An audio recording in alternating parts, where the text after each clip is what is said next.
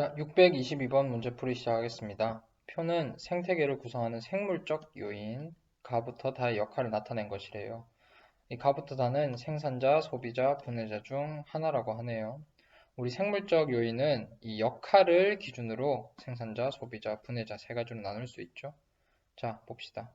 가는 광합성을 하여 유기물을 만든다. 자, 이거는 생산자에 해당하죠. 생물의 사체와 배설물을 분해한다. 이거는 분해자에 해당하는 거죠. 그죠? 그럼 나머지 하나는 뭐겠어요?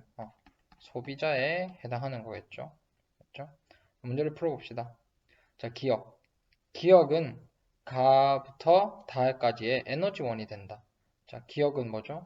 유기물을 말하는 건데, 자, 생산자가 만드는 유기물은 생산자는 광합성을 하죠. 그죠? 이 광합성은 물과 이산화탄소, 빛 에너지를 이용해서 물과 이산화탄소를 포도당과 산소로 만드는 반응이죠. 개수를 맞추자면 이렇게 되겠네. 자, 여기에서 이 유기물, 이 포도당을 얘기하는 거예요. 이 포도당. 이 포도당은 생명체들의 기본적인 양분이 되는 거죠. 그치? 우리 사람도 마찬가지고, 이 분해를 도와주는 뭐 세균, 이런 것도 마찬가지고. 그래서 광합성을 통해서 만들어진 이 양분은 가부터 다의 에너지원이 된다. 자, 이거는 맞는 말이 되겠어요. 그 다음에 해조류와 동물 플랑크톤은 모두 나에 속한다고 했네. 자, 해조류 같은 경우는 바다에서 광합성을 하는 저기 뭐 미역 이런 것들을 말하는 거죠. 그죠? 그러면 광합성을 하는 애니까 얘는 바다에 있긴 하지만 생산자죠. 생산자. 대부분 생산자를 말하라 하면 나무, 뭐 풀 이런 것만 얘기하는데 대부분 육지에 있는 걸 얘기해요. 하지만 바다에도 생산자가 있다. 이거를 기억했으면 좋겠어요. 그 다음에 동물 플랑크톤. 이거는 식물 플랑크톤은 저기 광합성을 하는 생산자지만 동물 플랑크톤 같은 경우는 사람이랑 마찬가지로 다른 생물을 잡아먹어야 그 양분을 얻을 수 있는 소비자에 해당해요. 얘는. 그래서 지금 해조류 같은 경우는 생산자이기 때문에 가에 해당하겠고요. 동물 플랑크톤 같은 경우는 소비자이기 때문에 다에 해당할 거예요. 그래서 나에 속한다는 틀린 말이겠죠. 디귿. 다른 생물을 잡아먹어 생태계에서 에너지 흐름이 일어나게 한다는 니은에 해당한다. 얘는 소비자에 해당하는 설명이죠. 요거는. 다른 생물을 잡아먹어야 된다. 이건 소비자에 해당하는 설명이니까 맞는 설명이겠네요. 그래서 답은 기억 디귿 4번이 되겠어요. 자, 다음 문제로 넘어가 봅시다. 자, 625번 문제풀이 시작해 봅시다. 그림은 어떤 식물에서 위치에 따라 두께가 다른 잎, 가와 나의 단면을 나타낸 것이래요. 가 같은 경우는 지금 나에 비해서 좀 더 두껍죠. 그래서 가는 양엽임을 알 수 있고요. 나 같은 경우는 음엽임을 알 수 있네. 그죠? 이 두께를 조금. 네. 양엽, 음엽임을 알 수 있어요. 자, 양엽과 음엽의 가장 큰 차이는 뭘까?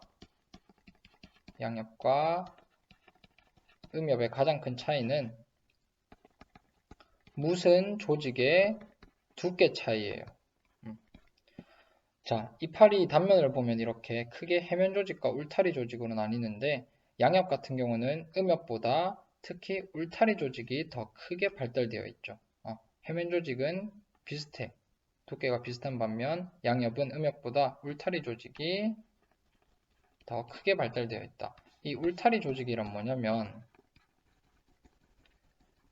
대부분의 광합성이 일어나는 조직을 말해요. 광합성이 해면 조직에서도 일어나요. 하지만 뭐 전체 광합성량이 100이라 한다면 10 정도밖에 일어나지 않고 울타리 조직에서 대부분의 광합성이 일어난다. 그러니까 광합성이 많이 일어날 수 있는 곳에서는 양엽이 발달한다. 울타리 조직이 발달하기 때문에 양엽이 만들어진다. 이렇게 이해를 하면 되겠어요. 자, 문제를 풀어봅시다. 기억, 자료와 가장 관련 깊은 요인은 물이다. 자, 물은 식물이 사는데 필수적인 요소긴 하지만은 이 양엽 음염이 만들어지는 원인과는 관계가 없죠. 그죠? 여기는 물이 아니라 빛. 그 중에서도 빛의 세기가 되겠네. 그지? 그래서 기억은 틀린 선지가 되겠어요. 니은 환경이 생물에 영향을 미친 사례에 해당한다. 맞죠? 빛 이거는 비생물적 요인, 환경에 해당하는 요인이니까 이 빛이 생물에 영향을 줘서 이렇게 양력, 음력, 다른 이파리 모양이 나왔다라는 거죠. 디귿 이 식물에서 가보다 나가 빛이 더 잘 비치는 곳에 위치한다. 아니죠.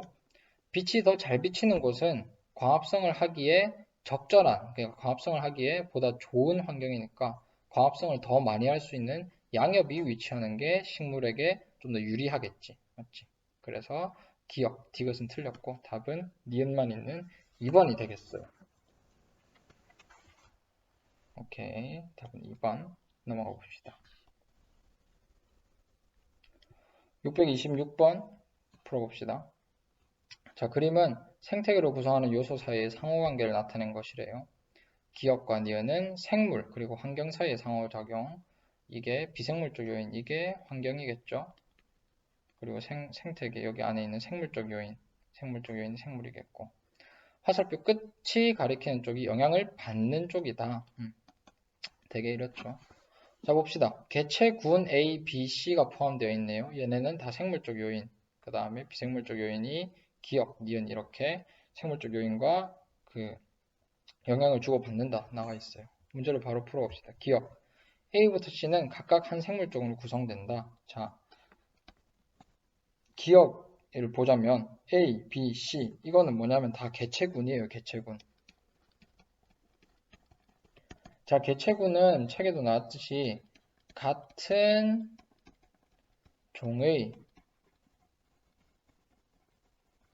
개체들의 집합을 의미해. 그러니까 노루 한 마리가 있으면 그건 개체라 부르는 거고, 개체 하나.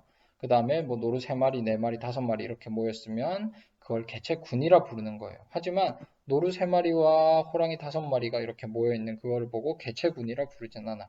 오히려 노루 개체군, 호랑이 개체군이 같이 있다 이렇게 표현하는 거죠. 그래서 개체군이라고 표현하려면 같은 종의 개체들이 모여 있는 것이어야 된다. 자, 이 말이에요. 그래서 요거는 문제를 보지 않더라도 개체군은 한 생물종으로 구성된다는 건 맞는 의미겠지. 맞는 표현이에요. 니은 바다의 깊이에 따라 해조류의 분포가 다른 것은 기억에 해당한다. 자, 니은 바다 깊이에 따라서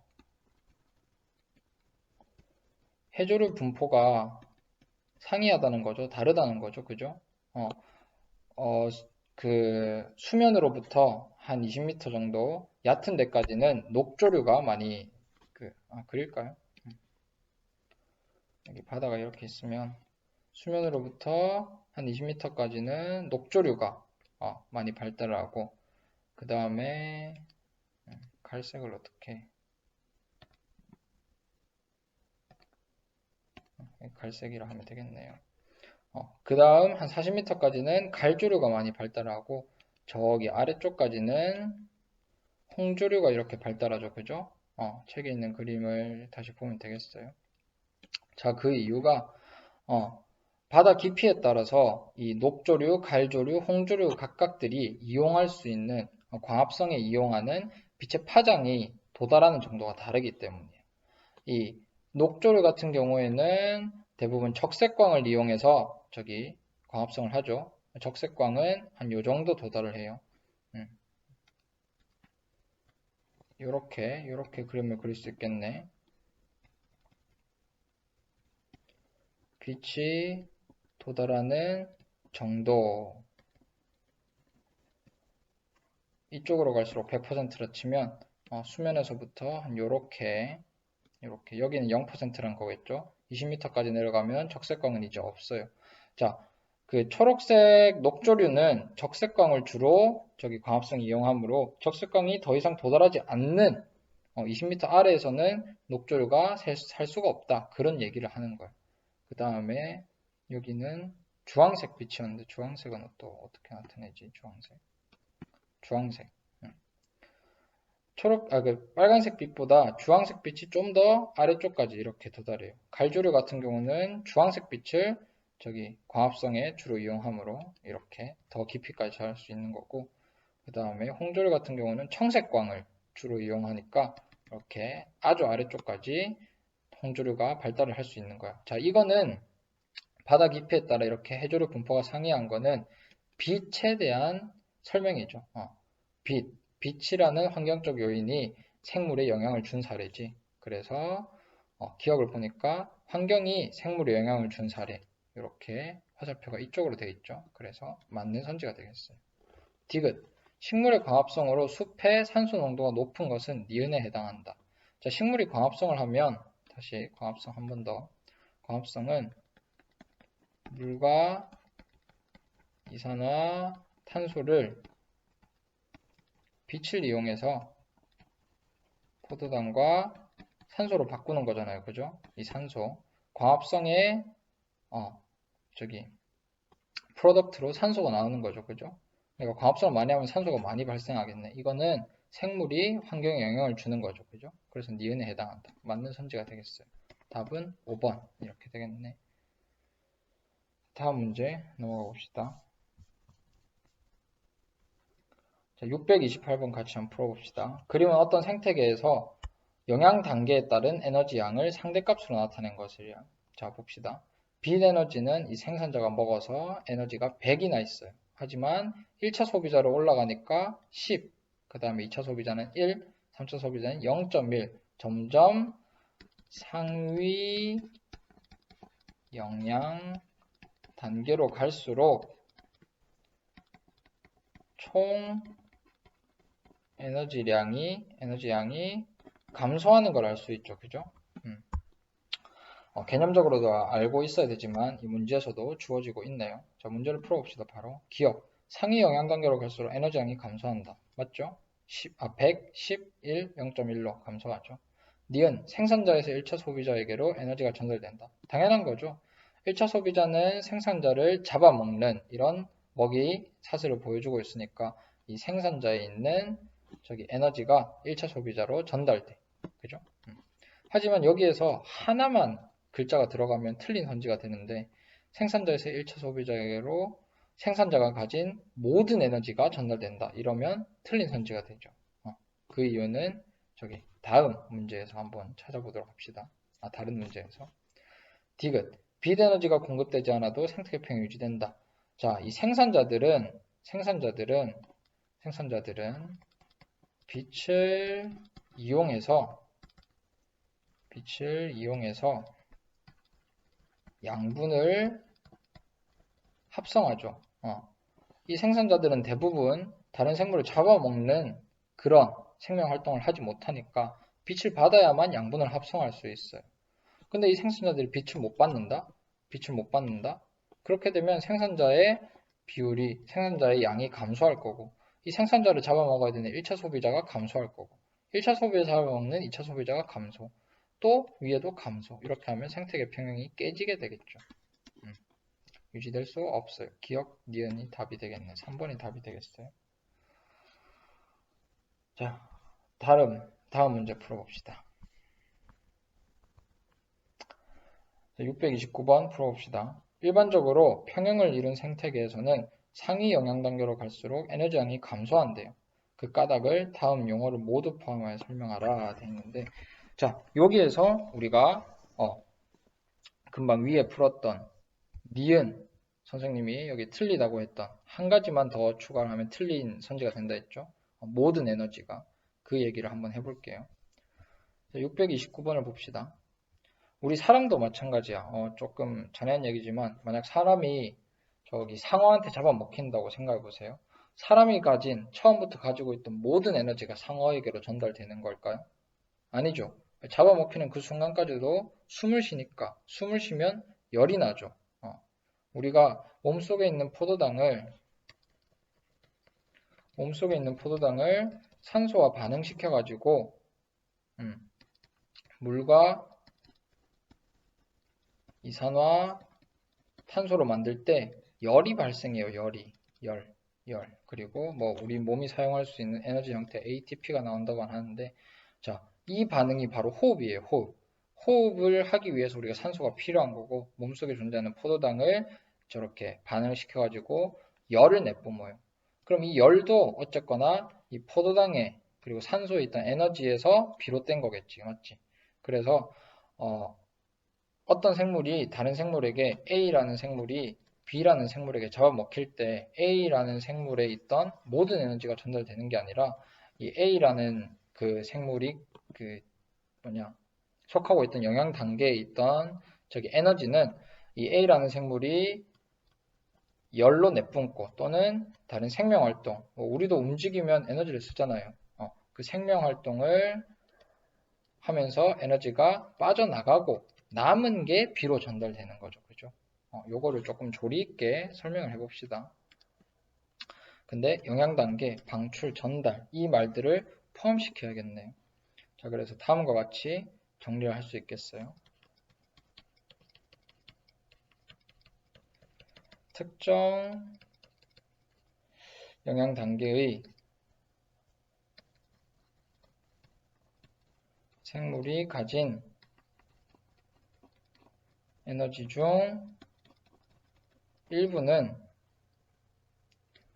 자, 우리 사람이 움직이고 뭐 먹고 하는데 생명 활동에 쓰이거나 그리고 우리 체온이 다른 주변 공기의 온도보다 높으니까 열 에너지의 형태로 방출이 되겠죠.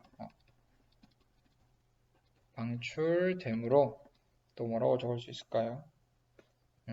상위 나보다 높은 상위 영양 단계로 전달되는 에너지는 하위 영양 단계의 생물이 가진 에너지보다 적어진다 라고 대답하면 좀 길긴 하지만 깔끔하게 되겠어요. 그래서 여기서 이 영양 단계 포함시켰죠. 많이 포함시켰죠. 그 다음에 방출된다 포함시켰고 전달 여기 전달 포함시켰고 자 이렇게 세 가지 핵심 단어들을 포함시켜 가지고 서술형에 대한 답안을 한번 꾸려봤어요. 자 답안 적을 시간이 부족하면 일시정지 해놓고 적으시고 우리 조금 쉬었다가 다음 문제 넘어가 봅시다.